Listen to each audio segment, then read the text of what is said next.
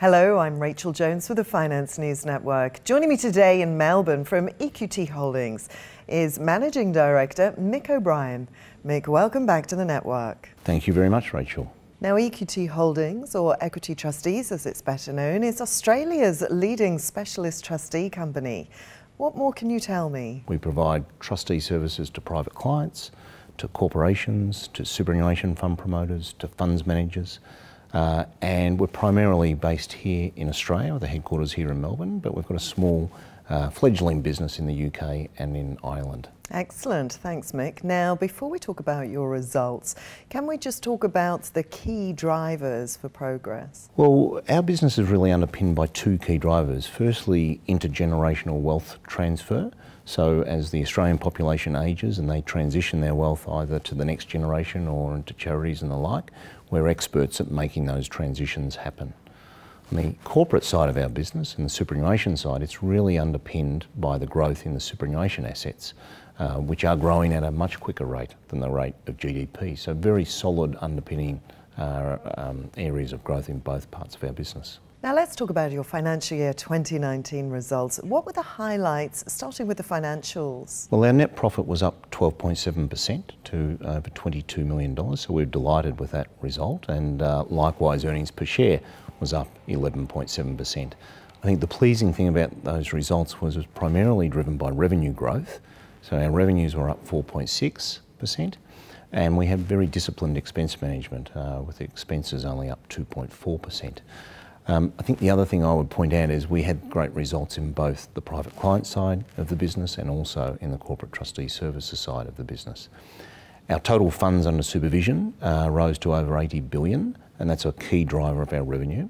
And in the last quarter, and we announced at the annual general meeting that we'd exceeded $100 billion of assets by the end of that quarter, as a result of new clients that we'd picked up during the quarter. What can you tell me about strategy and progress? Look, our strategy has really held us in great stead for the last 3 years. So other financial services groups are generally diversified into different lines of business, and we've stuck to our knitting. And with the Financial Services Royal Commission and what was uncovered there's been a huge spotlight on trusteeship, and that has meant people are more interested in our services than they have been before. And the service we offer provides great benefits to many parties, right, that avoids the issues that they've had in the past. So we're going to continue with our strategy of focusing on trusteeship, and our share price has been very strong in the last year and the last 3 years, and we have a multiple that's pretty high at the moment, but we're confident of our earnings prospects and our ability to turn those earnings into dividends, basically, for shareholders. And can you tell me a little bit more about the share price? Our share price is currently trading over $30, and that's more than a doubling of the price over the course of the last 3 years, as well as paying in consistent levels of growing dividends over that 3-year period. So, shareholders who've been there for the journey so far have, achieved, great results.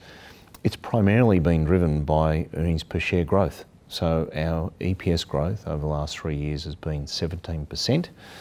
So that's a really positive result, particularly in the environment where other financial services companies have really struggled to produce growth. That's fantastic news. And to the last question now, Mick, what is the guidance for the first half of 2020? Well, look, we've been very clear at our annual general meeting last month that we've been investing in the business over the last 12 months, and particularly over the last 6 months, in anticipation of growth of new clients and larger scale clients which are coming on board.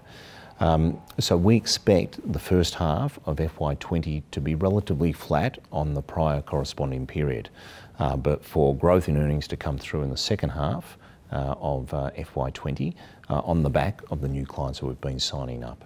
And as we said at the AGM, we'd picked up a number of new clients totalling $19 billion in the first quarter of this financial year, and that revenue will start ticking through into the second half of FY20.